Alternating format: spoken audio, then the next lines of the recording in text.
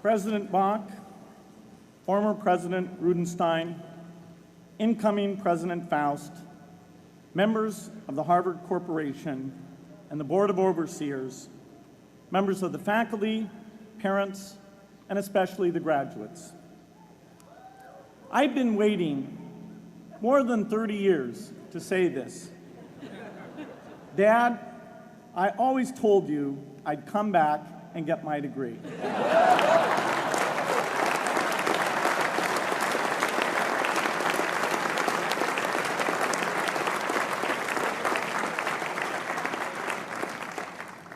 I want to thank Harvard for this honor. I'll be changing my job next year, and it will be nice to finally have a college degree on my resume. I applaud the graduates for taking a much more direct route to your degrees. For my part, I'm just happy that the Crimson called me Harvard's most successful dropout. I guess that makes me valedictorian of my own special class. I did the best of everyone who failed. But I also want to be recognized as the guy who got Steve Ballmer to drop out of business school.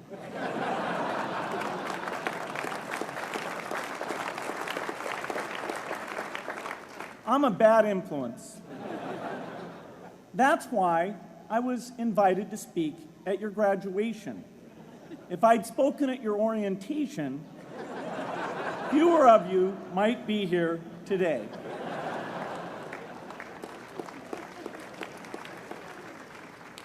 Harvard was a phenomenal experience for me. Academic life was fascinating. I used to sit in on lots of classes that I hadn't even signed up for. And dorm life was terrific. I lived up at Radcliffe in Currier House. There were always a lot of people in my dorm room late at night discussing things because everyone knew that I didn't worry about getting up in the morning.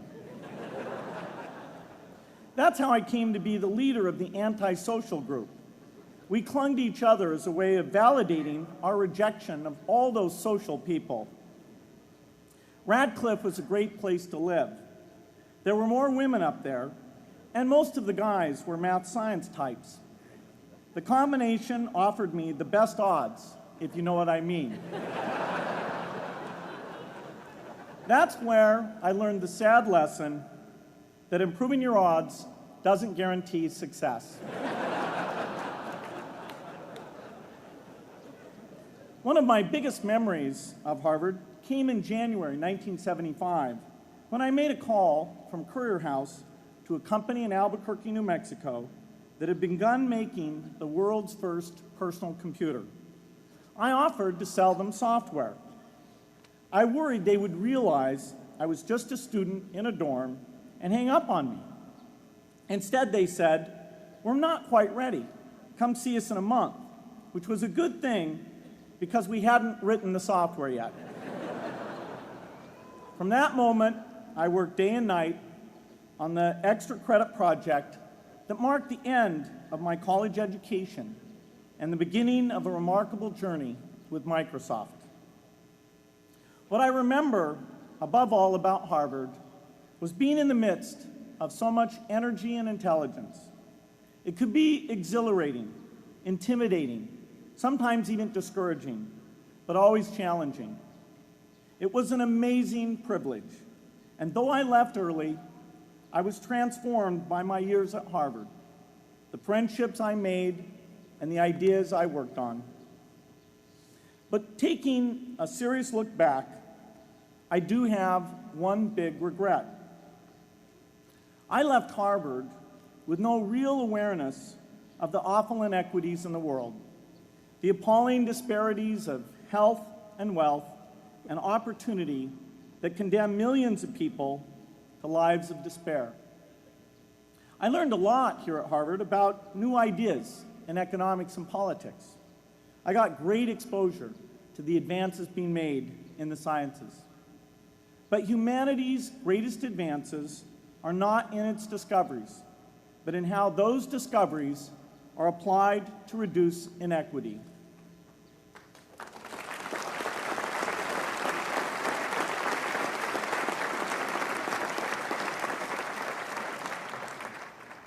Whether through democracy, strong public education, quality health care, or broad economic opportunity, reducing inequity is the highest human achievement.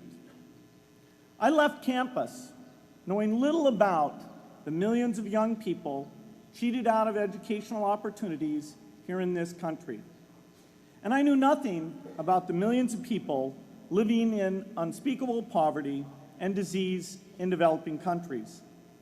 It took me decades to find out. You graduates came to Harvard at a different time. You know more about the world's inequities than the classes that came before. In your years here, I hope you've had a chance to think about how, in this age of accelerating technology, we can finally take on these inequities and we can solve them. Imagine, just for the sake of discussion, that you had a few hours a week and a few dollars a month to donate to a cause. And you wanted to spend that time and money where it would have the greatest impact in saving and improving lives. Where would you spend it? For Melinda and I, the challenge is the same. How can we do the most good for the greatest number with the resources we have? During our discussions on this question, Melinda and I read an article about the millions of children who are dying every year in poor countries from diseases that we had long ago made harmless in this country: measles, malaria, pneumonia, hepatitis B, yellow fever.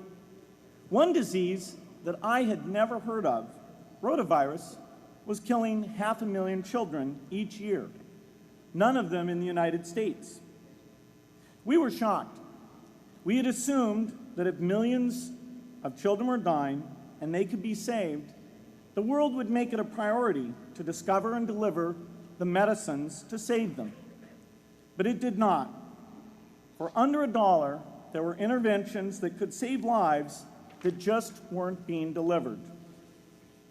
If you believe that every life has equal value, it's revolting to learn that some lives are seen as worth saving and others are not. We said to ourselves, this can't be true, but if it is true, it deserves to be the priority of our giving. So we began our work in the same way anyone here would begin it. We asked, how could the world let these children die? The answer is simple and harsh. The market did not reward saving the lives of these children, and governments did not subsidize it. So the children died because their mothers and fathers had no power in the market and no voice in the system. But you and I have both. We can make market forces work better for the poor if we can develop a more creative capitalism. If we can stretch the reach of market forces so that more people can make a profit, or at least earn a living, serving people who are suffering from the great inequities. We can also press governments around the world to spend taxpayer money in ways that better reflect the values of the people who pay the taxes. If we can find approaches that meet the needs of the poor in ways that generate profits for business and votes for politicians, we will have found a sustainable way to reduce inequity in the world. Now, this task is open-ended. It can never be finished. But a conscious effort to answer this challenge can change the world. I'm optimistic that we can do this. But I talk to skeptics who claim there is no hope. They say, inequity has been with us since the beginning and will be with us until the end, because people just don't care. I completely disagree. I believe we have more caring than we know what to do with. All of us here in this yard, at one time or another, have seen human tragedies that broke our heart, and yet we did nothing, not because we didn't care, but because we didn't know what to do. If we had known how to help, we would have acted. The barrier to change is not too little caring. It is too much complexity. To turn caring into action, we need to see a problem, see a solution, and see the impact. But complexity blocks all three steps. Even with the advent of the internet and 24-hour news, it is still a complex enterprise to get people to truly see the problems. When an airplane crashes, officials immediately call a press conference. They promise to investigate, determine the cause, and prevent similar crashes in the future. But if the officials were brutally honest, they would say, of all the people in the world who died today from preventable causes, 0.5% were on this plane. We're determined to do everything possible to solve the problem that took the lives of the 0.5%.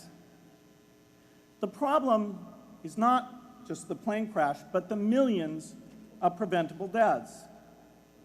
We don't read much about these deaths. The media covers what's new, and millions of people dying is nothing new. So it stays in the background where it's easy to ignore. But even when we do see it or read about it, it's difficult to keep our eyes on the problem. It's difficult to look at suffering if the situation is so complex that we don't know how to help. And so we look away. If we can really see a problem, which is the first step, we come to the second step, cutting through the complexity to find a solution. Finding solutions is essential if we want to make the most of our caring. If we have clear and proven answers anytime an organization or individual asks, "How can I help?" then we can get action, and we can make sure that none of the caring in the world is wasted. But complexity makes it hard to mark a path of action for everyone who cares, and makes it hard for their caring to matter. Cutting through complexity to find solutions runs through 4 predictable stages: determine a goal, find the highest impact approach, deliver the technology ideal for that approach, and in the meantime, use the best application of technology you already have, whether it's something sophisticated like a new drug or something simple like a bed net. The AIDS epidemic offers an example. The broad goal, of course, is to end the disease. The highest leverage approach is prevention. The ideal technology would be a vaccine that gives lifelong immunity with a single dose. So governments, drug companies, and foundations are funding vaccine research. But their work is likely to take more than a decade. So in the meantime, we have to work with what we have in hand, and the best prevention approach we have now is getting people to avoid risky behavior. Pursuing that goal starts the 4-step cycle again. This is the pattern. The crucial thing is to never stop thinking and working, and never do what we did with malaria and tuberculosis in the 20th century, which is to surrender to complexity and quit. The final step, after seeing the problem and finding an approach, is to measure the impact of the work and to share that, success or failure, so that others can learn from the efforts. You have to have the statistics, of course. You have to be able to show, for example, that a program is vaccinating millions more children. You have to be able to show, for example, a decline in the number of children dying from the diseases. This is essential not just to improve the program, but also to help draw more investment from business and government. But if you want to inspire people to participate, you have to show more than numbers. You have to convey the human impact of the work so people can feel what saving a life means to the families affected. I remember going to the World Economic Forum some years back and sitting on a global health panel that was discussing ways to save millions of lives. Millions. Think of the thrill if you could save just one person's life, then multiply that by millions. Yet, this was the most boring panel I've ever been on. Ever.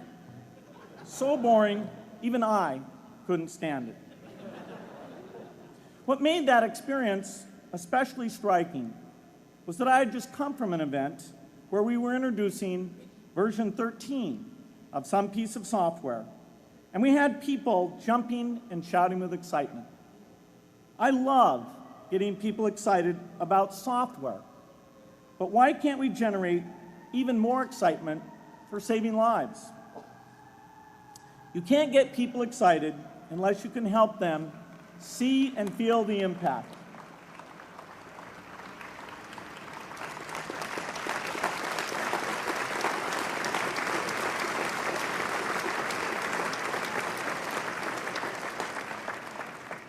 The way to do that is another complex question. Still, I'm optimistic. Yes, inequity has been with us forever, but the new tools we have to cut through complexity have not been with us forever. They are new. They can help us make the most of our caring, and that's why the future can be different from the past. The defining and ongoing innovations of this age, biotechnology, the personal computer, and the internet, give us a chance we've never had before to end extreme poverty and end death from preventable disease. 60 years ago, George Marshall came to this commencement, and he announced a plan to assist the nations of post-war Europe. He said, I quote, "I think one difficulty is that the problem is one of such enormous complexity that the very mass of facts presented to the public by press and radio make it exceedingly difficult for the man in the street to reach a clear appraisement of the situation. It is virtually impossible at this distance to grasp at all the real significance of the situation." 30 years after Marshall made his address, which was 30 years ago, as my class graduated without me, technology was emerging that would make the world smaller, more open, more visible, less distant. The emergence of low-cost personal computers gave rise to a powerful network that has transformed opportunities for learning and communicating. The magical thing about this network is not just that it collapses distance and makes everyone your neighbor.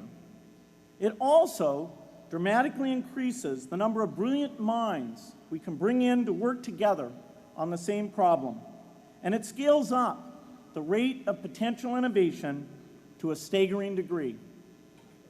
At the same time, for every person who has access to this technology, 5 people don't. That means many creative minds are left out of this discussion. Smart people with practical intelligence and relevant experience who don't have the technology to hone their talents or contribute their ideas to the world.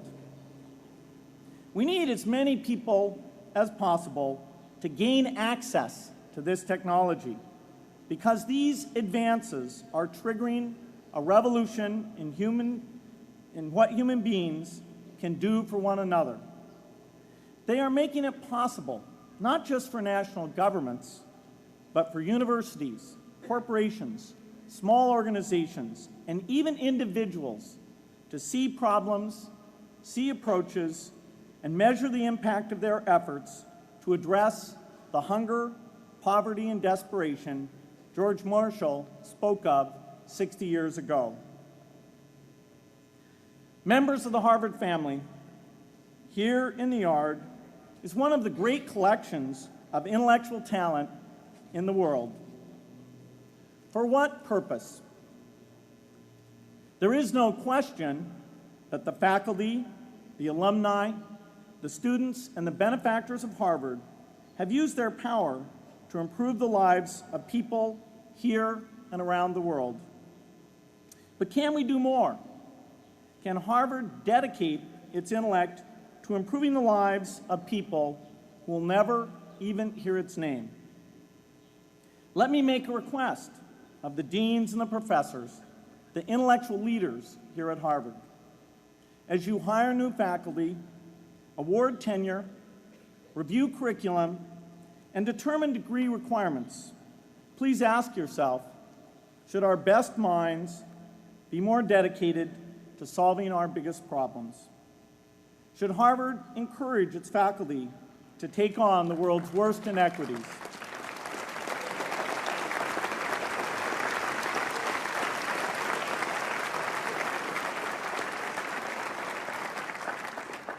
Should Harvard students know about the depth of global poverty, the prevalence of world hunger, the scarcity of clean water, the girls kept out of school, the children who die from diseases we can cure?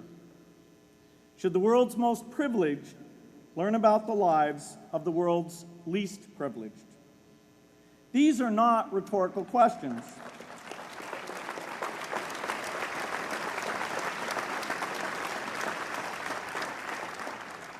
You will answer with your policies.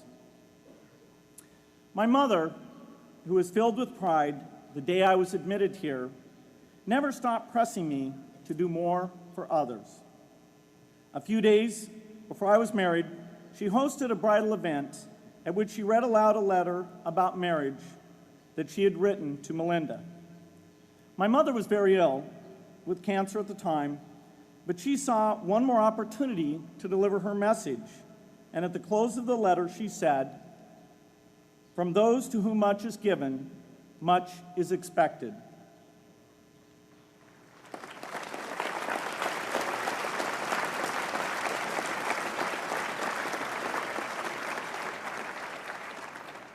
When you consider what those of us here in this yard have been given in talent, privilege, and opportunity, there is almost no limit to what the world has a right to expect from us.